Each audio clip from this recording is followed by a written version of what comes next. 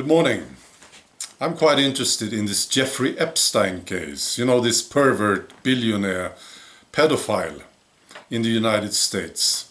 Mainly because of his connections with globalist politicians and celebrities. It's interesting, and it's getting hotter.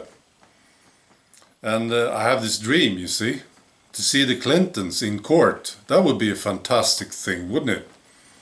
I would love this. That would be a great day. So now the investigative journalist Conchita Sarnoff told Fox News that underage girls were on this pervert's plane when Bill Clinton traveled on it. I wonder how the Clintons feel these days. I would love to be able to listen in as they are talking to each other. Maybe when they are having breakfast or something. How do they feel these days, these guys?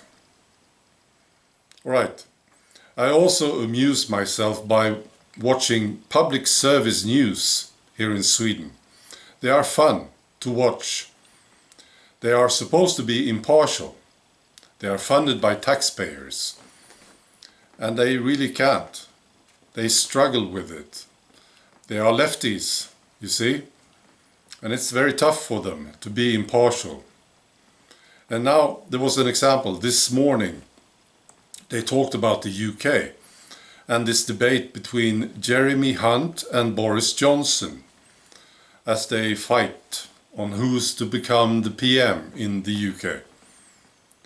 And public service news here in Sweden, they favor Jeremy Hunt.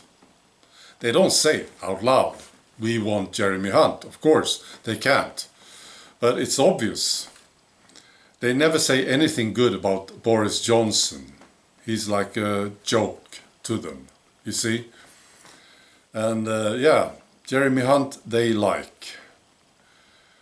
I suppose because he's a Remainer, you know, and favored by the BBC, I'm sure. So that's the situation. And then this morning they had this expert in the studio. This guy is from the UK. They usually bring him in when there's something about the UK. He's got his British accent. He's been living in Sweden. He's been living in Sweden for a long time. But he has this British accent, so this makes him the expert, I suppose.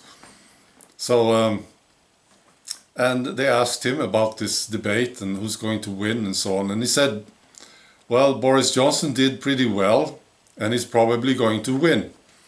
And they looked so disappointed, these guys in the studio, these lefties.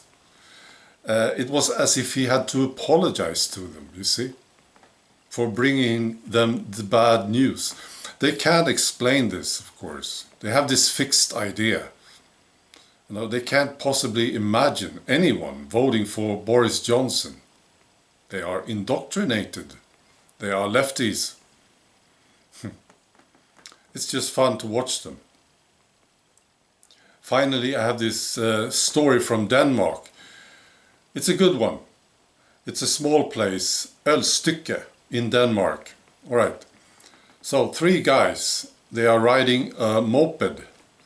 And they caught up with this 15-year-old girl who was on her way home by bike.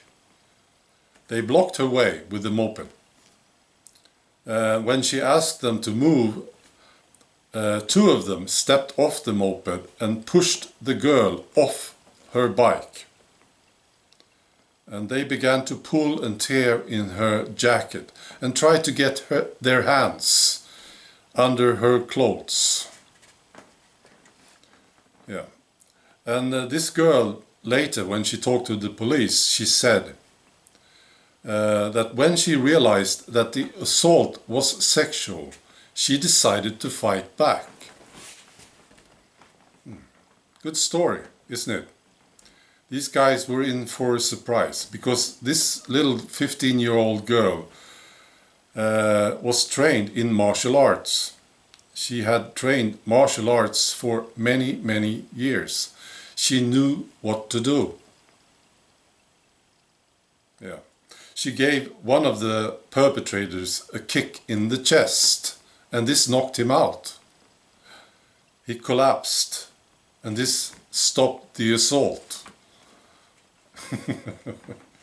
Yeah.